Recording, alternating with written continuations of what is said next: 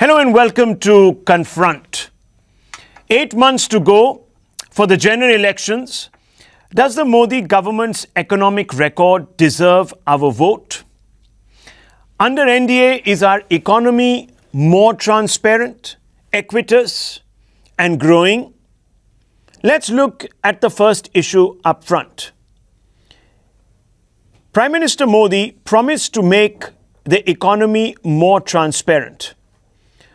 4 years after it took oath, is the economy still hobbled by rampant cronyism, evasion that fueled a parallel economy, and is it still being held to ransom by opaque procedures? First question going out to two individuals who are known for their thoughtful, well-researched responses. That's what Confront is about. We are joined by four-term former Member of Parliament, Mr. Jay Panda. Also with us, the President of Swaraj India, Mr. Yogendra Yadav. Let me begin with you first, Mr. Panda. Do you agree with the question I asked?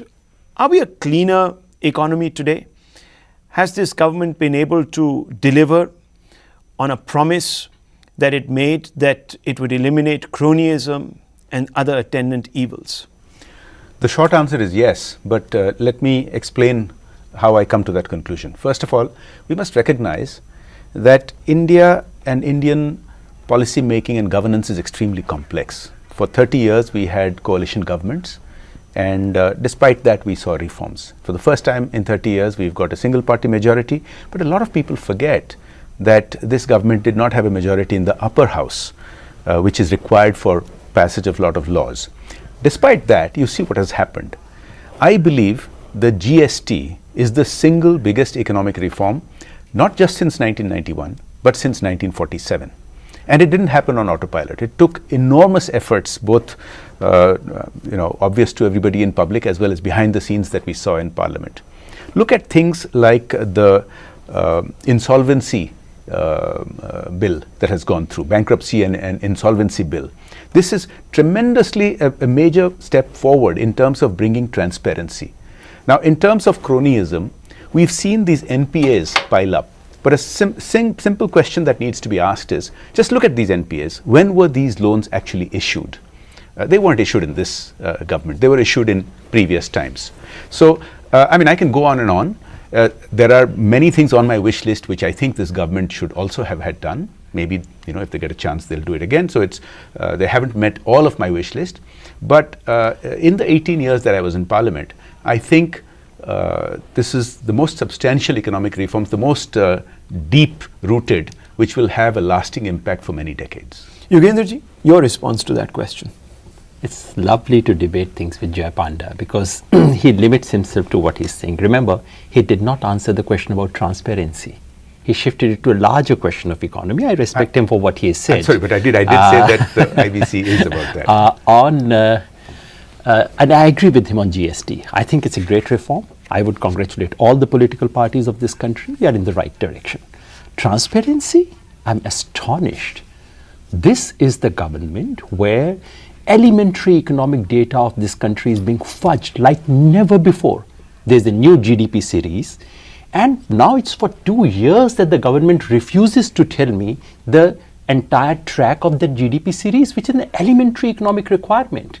The data on employment has been discontinued. The survey which was being done, which was the only survey, Labour Bureau survey, that could tell you what was the state of employment in this country. For more than a year and a half, the data on farmers' suicides is not being released. Transparency? The kind of lies we have heard. We've had good prime ministers, we've had bad prime minister. I must put it on record that I was a critic of the UPA government, and not just in my writing. On the street, we were protesting against UPA's corruption and cronyism. But the kind of lies that we see, so here is a prime minister who has made a promise about employment, which his ministers deny today. Here is a prime minister who says he started DBT while it's actually a lie. Here is a prime minister who doesn't understand what is NPA under a government. On the floor of the parliament, he gives false figures. Here is a prime minister who says we have doubled the expenditure on agriculture, which is a lie. Says we have implemented full cost plus 50% for farmers, which is a lie. So I would say, at least on transparency bit, let us agree. Transparency in a limited sense of information data, certainly nowhere. On cronyism, I'm not the best judge, but I somehow look at what's happening in telecom sector after Jio. Is that not cronyism? I look at Mr. Adani's firm being given special concessions, the solar tax which is being imposed, which doesn't benefit anyone in this country but one major company. Isn't that cronyism? I look at Rafael deal. I don't want to make it a debate into Rafael and those kind of political things, but if this is not cronyism, tell me what is cronyism? Okay, so you're looking at some specific instances to suggest that we haven't really arrived at that point where we can say that the government has delivered on transparency. But We've stepped back. We've stepped back. But what about the Mines and Mineral Bill, and of course the Coal Mines Bill, which has made the entire bidding process more transparent? It's now there for everyone to see. Surely you would concede that at some level that reduces cronyism in a very vital sector. Absolutely, and it follows from what the Supreme Court of India was dictating and saying. There are certain things which the Supreme Court of India had taken up and said you have to do these things. It followed, and I think the new bidding process is certainly better than the older bidding process. I would also say that the insolvency bill is a step forward. The Benami Transactions Prohibition Amendment Act? Yeah, certainly. These things, I would say, these are definitely step forward for the country. The real question we should be asking it, in real economy, what has it brought? On insolvency bill, once these proceedings actually take place, then I realize the companies are, there's 80% haircut. What is 80% haircut? Which means if I owed 100 crore rupees of credit, of loans, I get away by paying only 20. That's 80%. That's in reality, it is not bringing what it should have brought. Okay. Now, there's a fundamental problem with that. In the old regimes, for many decades, this is what happened. People used to use influence in Delhi, have them call the bank chairman, bank boards, and this is what used to happen, restructuring. What Yogendra ji is not mentioning is that when these haircuts take place, the promoters are getting shunted out of these companies. They're losing their companies. Okay, this is a fundamental difference. It's because these debts have gone bad that others are coming and taking over companies to run them on a viable basis. This is a very, very fundamental shift away. You can ask business people, and I do all the time. I have some statistics here. But of just, the 701 just 1 minute, Jay. And that's why I think insolvency bill is a good idea, because promoters get out. But in the last instance, public money is being lost. Public money was lost from decisions taken earlier. Let me quote the Business Standard. In the past 2 years since the Insolvency and Bankruptcy Code came into being, 701 companies have been admitted under the corporate insolvency resolution process. Around 87 firms are heading for it. Of the 701 companies admitted under the insolvency proceedings, only 22 resolutions have been approved, and the CIRPS of 525 firms are still underway as of June 2018, according to the data from this board, which has been set up.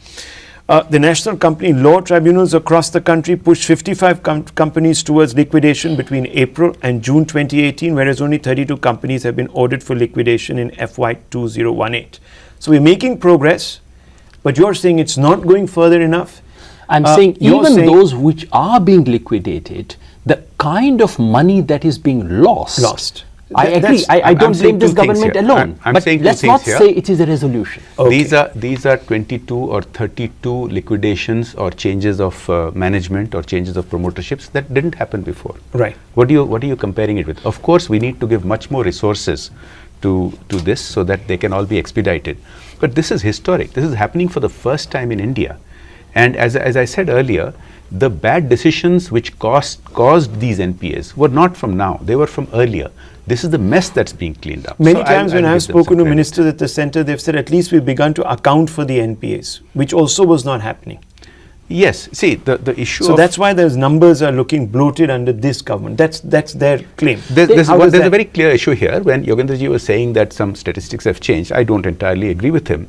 And you have rightly hit upon the NPA issues because, for example, the NPA norms used to be that you could gather them together for 2 quarters and 3 quarters and not report them. Now with this 30-day reporting requirement, suddenly a lot of accounts which were very, very iffy are now forced to be reported. Certainly, the previous regime was full of cronyism. Phone calls being made to bank managers who would give all kinds of loans. This was the norm. It should have been broken, and no one in this country should ever question that.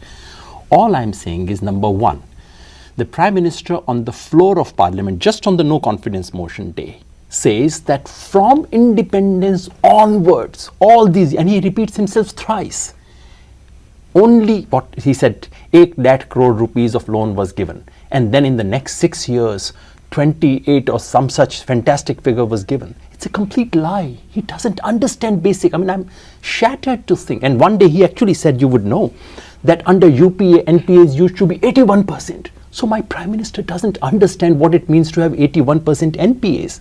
That's the problem. And number two, I happen to remember that when Mr. Adani's firm goes to Australia, suddenly the SBI extends him loan. Sir, is that not cronyism? And that's under this regime, not UPA. Australian government. No, he goes to Australia, wants to open mines, and the State Bank of India extends him loan. And it's finally the Australians who turned it down on environmental ground. This was a big scandal. You would know that. I can't answer why State Bank of India would or would not want to give phone calls, loans. Phone calls. Maybe you are aware of phone calls. I'm not. No, but you are aware of UPA phone calls. Let me finish. Kindly let me finish. Sure. So I don't want to question individual cases where I don't have data. I think Indian companies have been venturing abroad for a couple of decades since economic reform started. And there are dozens of Indian companies which have got funding from Indian banks and have done successfully abroad. You know, Mahindras are there, Tatas are there. So I don't know specific cases of what might or might not be in a particular case. In terms of cronyism, you know, the Rafale deal was recently debated extremely in public. And I believe the government has acquitted itself very well. I believe they have answered the issues that were raised by some opposition members who seem to have backed down in light of clarifications from 2 governments. Now, I'll tell you one thing. I talk to a lot of business people, and the vast majority of them have one serious complaint, that their access has been cut. They're not able to make the kind of lobbying in the bhavans in Delhi, which resulted in phone calls. Dozens of very important business people have told me this.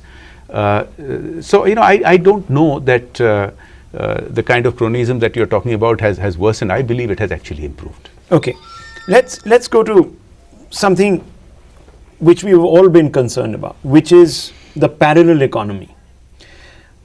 Is it, have we made a significant dent towards curbing the size of that economy? Let me give you a few statistics. Yadav Saab, 32 crore Jan Dhan accounts have been opened since 2014. I agree, yes, 6 crore, 20% of these have been declared inactive. But the fact is that more Indians are now part of the banking system and the formal economy than ever before. I mean, this is something that is visible to us. Is that not worth an achievement to comment upon? Formalization of economy is good, and not just Jan Dhan, expanding the tax base. These are ways of formalizing the economy, and this should be welcomed. On Jan Dhan, we should remember, while on the one hand we created a world record of creating so many accounts, we also hold the world record of the highest percent of non-operative account. And from my understanding, from my data, it's 48% accounts are accounts where for the last 1 year no transaction has taken place.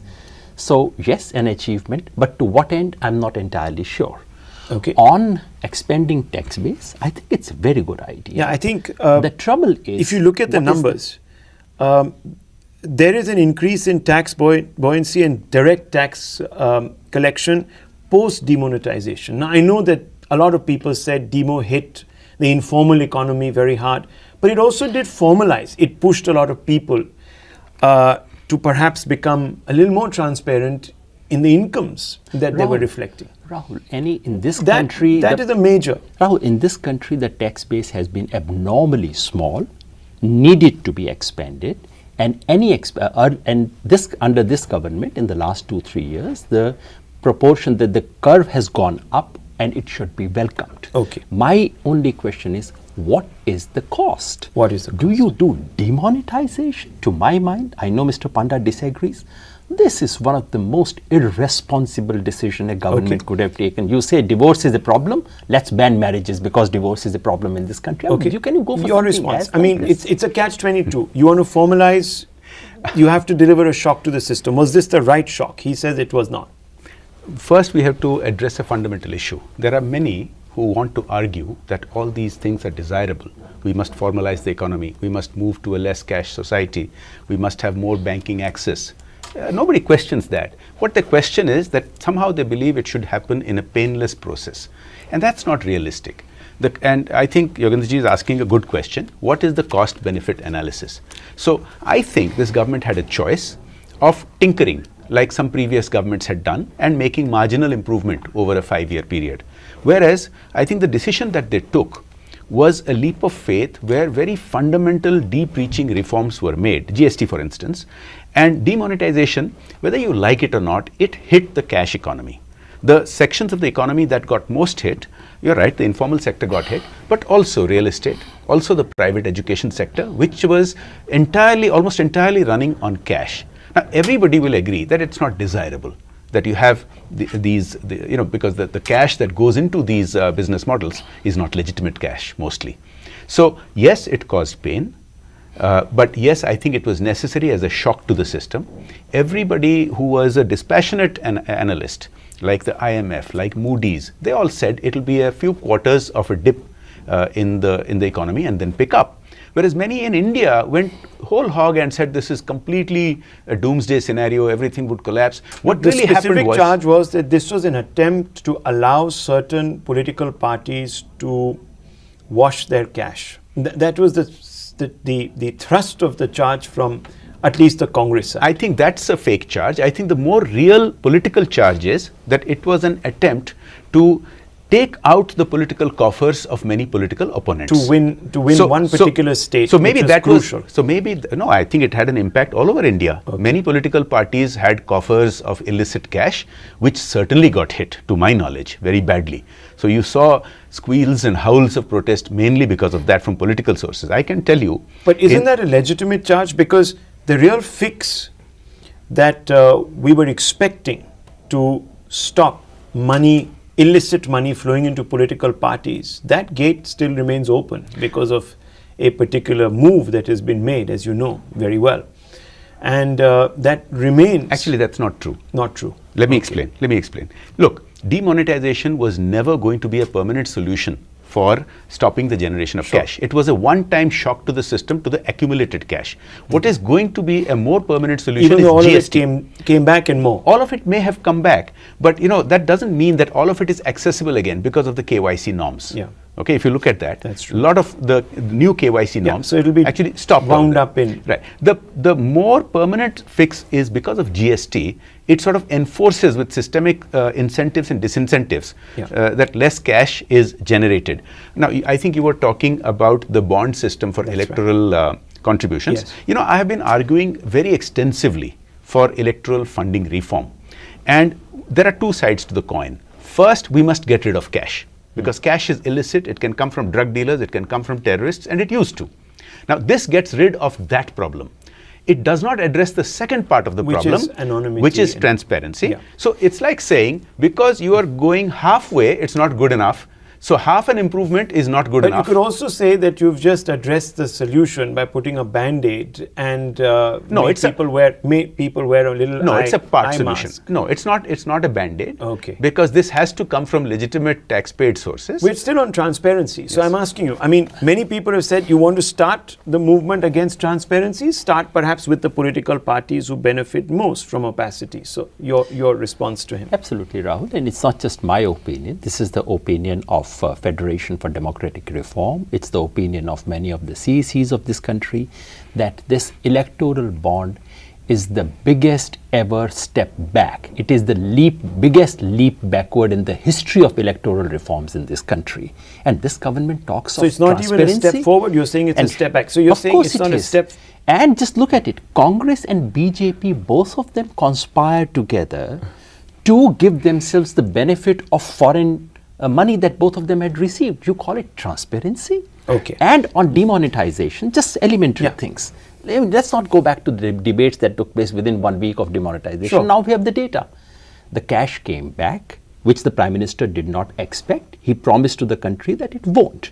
Number two, today the cash flow is more than what it used to be before demonetization. So the idea that it would change your habits, etc., that is simply not true.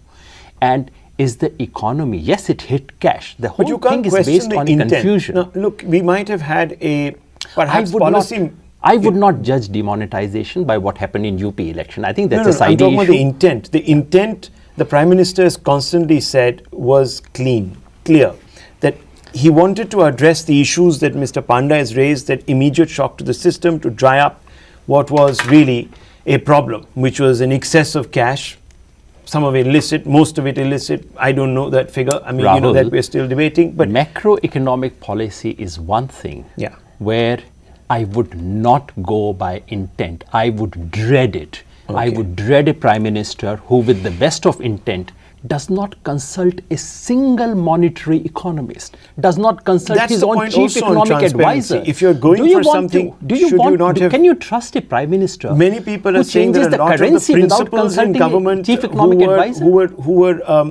were involved with economic policy were not consulted, Mr. Panda, which is also troubling. I humbly disagree with Yogendra ji on these things. 2-3 things. There are so many vested interests.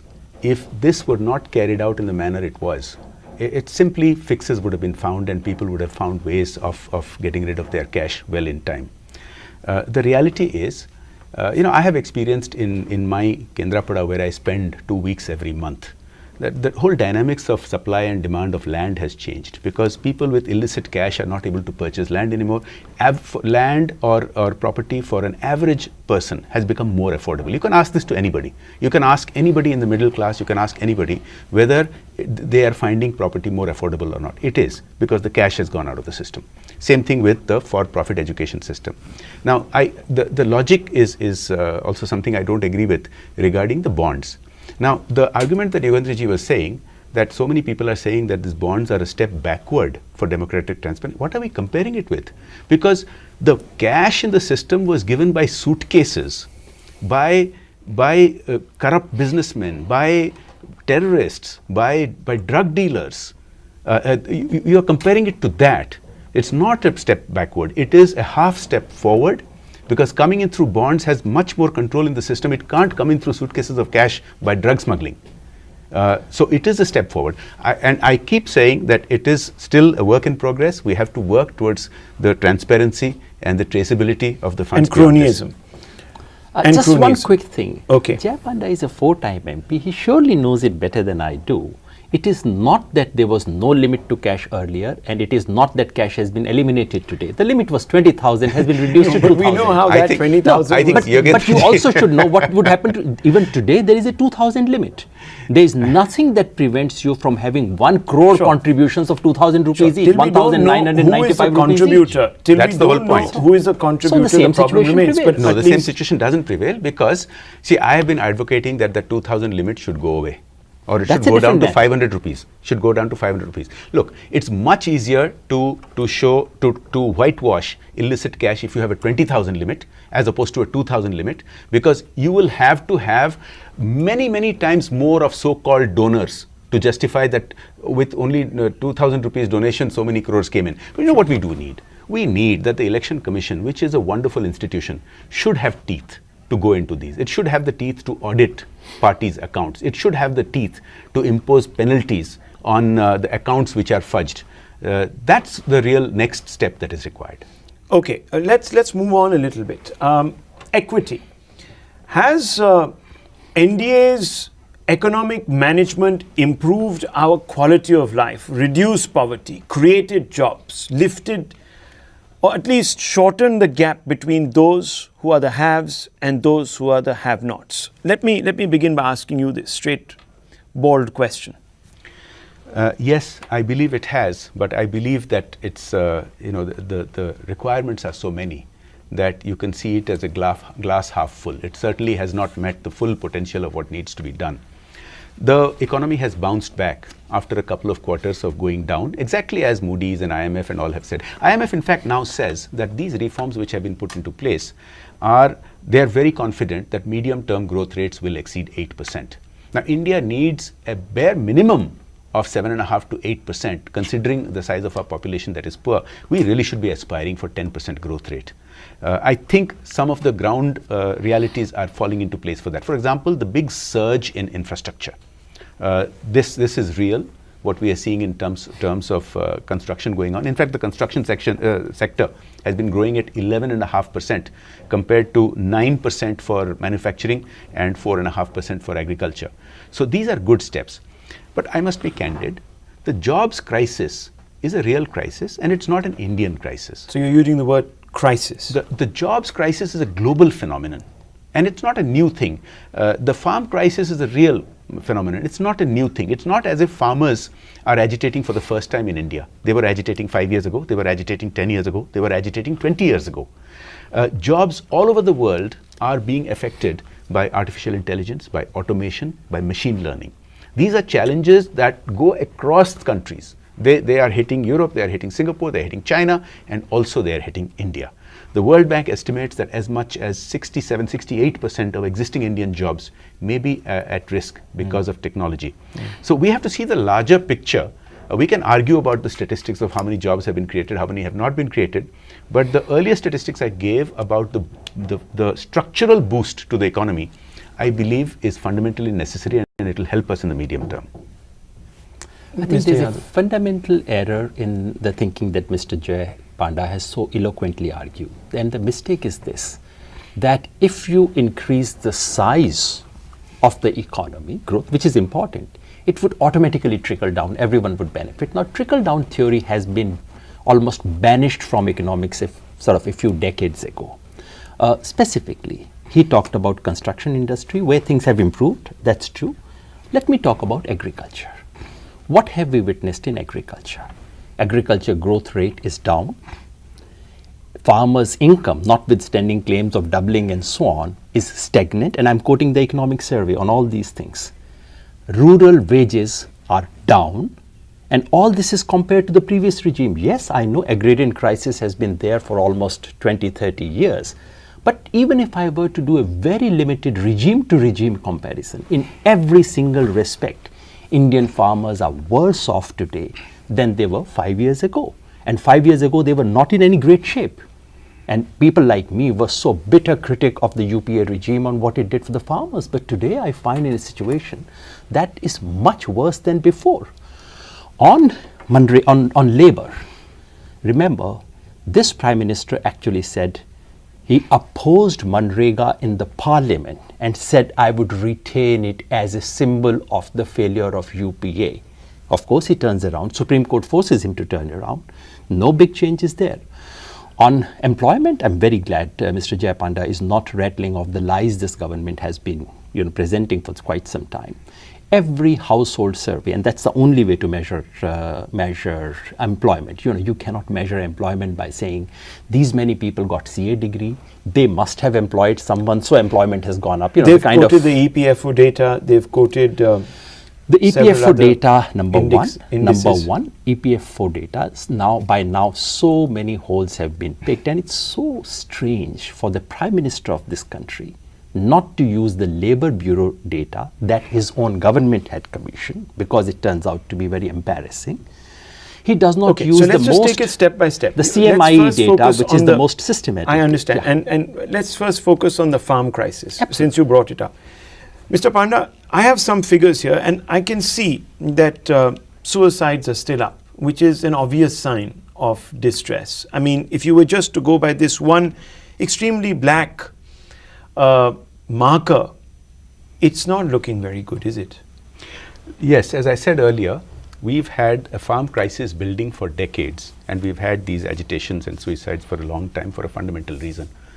Our farm productivity is not enough to sustain the 50% of the population that are still dependent on farming. We may have romantic notions about farms, but we have to find alternative jobs for the sons and daughters of farmers. No, but isn't the trouble also that some of the pronouncements, some of the promises that were made were not kept? MSP, a case in point. I don't agree. Look, we have to see two things here. Number one, MSP has been recently raised, but not to the levels. Let me argue here. We need these are band-aid quick fix problems. Sure. Whatever we fix with an MSP, but that's for the government. Inflation will catch up. I understand. We need more fundamental reforms, which this government has been doing. The kind of reforms that has been doing. For example, the siphoning off of urea that used to happen with the neem-coated urea makes a huge difference to that. We need to get away from our addiction to incentivizing grains at the cost of other value-added products, at the cost of growing vegetables. I understand and that creates an imbalance and so on and so forth. I think who's stopping the government from doing all of this? The point is, you don't have infinite resources, right? There are political compulsions for MSP. We have just been discussing that. It has been done. But those didn't figure when the promise was made. I'm not saying that MSP is the answer. But if the government has taken a position that the MSP is the answer, right, then fulfill it to the last rupee. So because we are a democracy, political parties have to make promises, and they will be measured by the electorate on how far they have met those promises. No government meets all promises, but if you largely do, so MSP has been met. I think MSP it was necessary. The MSP hike was necessary, that has been announced, because we have a farming income problem here. Why is the government not able to do everything all at one go? My answer is because it doesn't have infinite resources. I think we have to work on both the important fundamental restructurings that we were just talking about, as well as take certain measures such as MSP increases to tide over the short term. Okay, so he's saying fundamentally we've taken some steps which are reformist in his view. The short term measures we can debate the efficacy of, but they have been taken. I think once again there is a fundamental error in this thinking about agriculture, which fortunately the finance minister recognized this year in words. And the error is this, that the problem in Indian agriculture is productivity. No sir, that's not the problem. We are suffering from overproduction right now. The problem is that after producing, farmers do not get the price. This is why farmers' incomes are declining. Yes. And this was the opening statement used by Mr. Arun Jaitley to this time in the... Enough statistics that today the market price... I must counter Yogendra ji here. Overproduction is different from productivity. The production per acre in India is one of the lowest in the world. So our productivity is a problem. The overproduction is of grains because it is incentivized with MSP.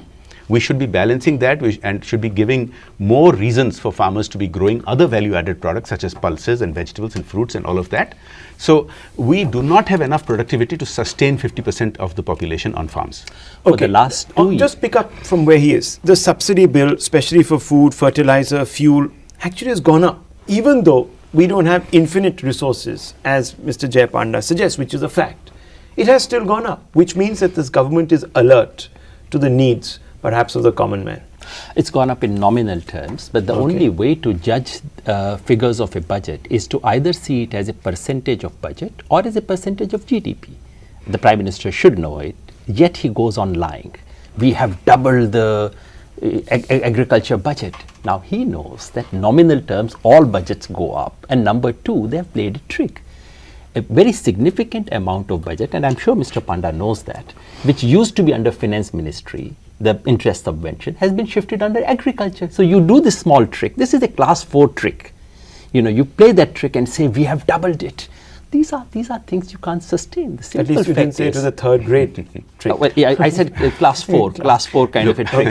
These are tricks you play in class 4, 5 in schools. But the important point is, there is no political will to substantially put resources on agriculture at a time when it was so badly needed. The first 2 years, years of drought, the government intervention was needed. That the government today is willing to gamble at the hustings by marginalizing or being apathetic to the needs of a very crucial vote bank? I mean, would they be actually not factoring this in politically? I'm sure the government is savvy. Absolutely. They are politically intelligent people. Yeah. Whatever my criticism of Mr. Modi, I've never said or felt that he's politically unintelligent. Yes. So what he wants to do is that for 4 years, you don't do anything about it.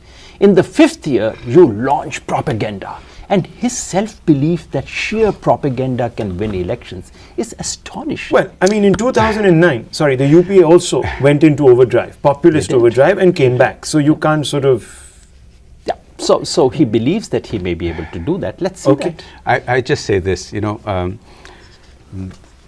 you read in a major newspaper today, there is an op-ed by M.S. Swaminathan, who talks about the major steps this government has taken on agrarian reform and compliments them and says that these are the other things left to be done. So maybe Yogendra ji knows more about this than M.S. Swaminathan. In this respect, I happen to. I certainly do not claim that I know more than M.S. Swaminathan on the agrarian crisis in India. I will take his word against Yogendra ji's, I'm sorry, with apologies. The second thing is, I mean, he repeatedly talks about the Prime Minister lying, and that's on the floor of Parliament. Any member of Parliament can take it to the Privileges Committee and deal with it. That's not being done, obviously, because it's not that easy to claim as it is on a TV channel.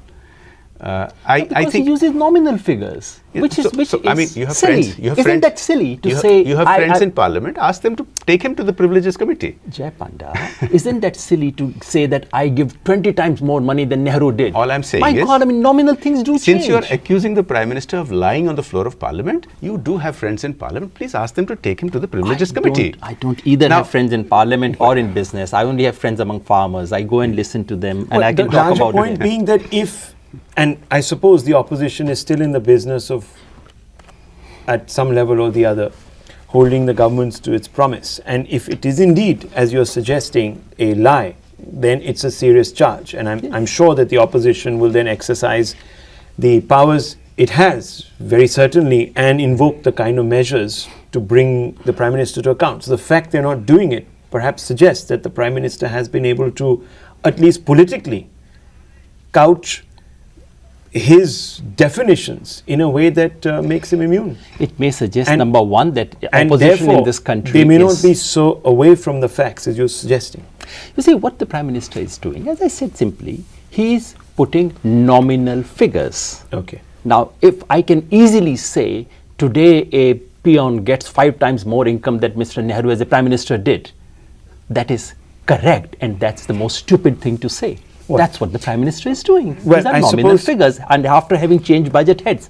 If that is true, if the budget has not been shifted, please point this out, Mr. Jay Panda. Well, I've said what I have to say on this. Okay. I mean, he knows the truth. Okay, so let's... I've already okay, refuted it. I'm running out of time. I want to move on very quickly to a question that is often asked but never really debated. Has this government at least put us along a growth track? Mr. Yogendra Yadav, we constantly criticize the now and we look at the past. But are we at least moving in the right direction because of some fundamental reforms that have been initiated, at least at the legislative level, which will in some way or the other kick in? I'm not a reform wala in the sense in which many pink newspapers of this country are. I'm not a reform wala in the sense in which many advocates of liberalization are. But when I read them, they are the ones most disappointed with Mr. Modi. Mr. Swaminathan Ankleshwar Iyer, who's no socialist, says the most disappointing thing about this government is that it is back to doing exactly what used to happen 20 years ago. So people like him believe that this government has rolled back the economic reforms of the last 20 years. In one sense, what we have in what areas are you now referring to? They're speaking of the export policy. They are speaking of the bans and restrictions used. And they're speaking of the recent budget under which the government had brought a lot of things under export restrictions. And they said this has been rolled back. There are a lot of economists who expected this government to open up in several ways. most of them are now writing op-ed articles to say nothing of that kind has happened in the last 4 years. Now, as I said, I don't belong to that category. For me, reforms are not merely about opening markets. They are not I merely... would have thought that you would say that, because the today reforms are not merely about opening to that can global lead to a things. huge amount of displacement, which could Absolutely. actually... So are in- you in giving the the sense government that- credit for being slightly cautious?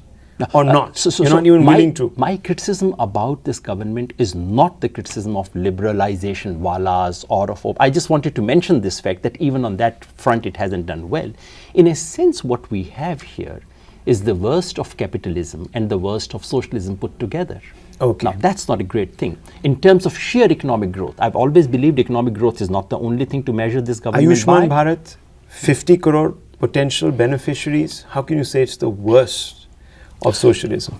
I have looked at these things, and the one thing I have done is to travel across rural India. Okay. I hear all these great schemes, and wherever I go, I check out kitne logon ko mila, So kya this mila. is ground verification. It Okay, doesn't seem to happen. Mr. Panda. Your question was whether this government has put growth back into the Indian economy, and the evidence is crystal clear. This government inherited. Refer to the evidence. This government inherited a growth rate which had collapsed below 5%. It was at 4.5% level. It brought it back up to the 7%, plus 7% level, because of these fundamental shocks to the system, which are systemic reforms of GST, demonetization. You saw it go down. And as predicted by the dispassionate observers, not the naysayers in India, after 2 or 3 quarters, it started bouncing back. It's back up at the mid 7% range already. And as I said earlier, the IMF predicts that these are the fundamental changes with which it has confidence India will have an 8% growth rate in the medium term.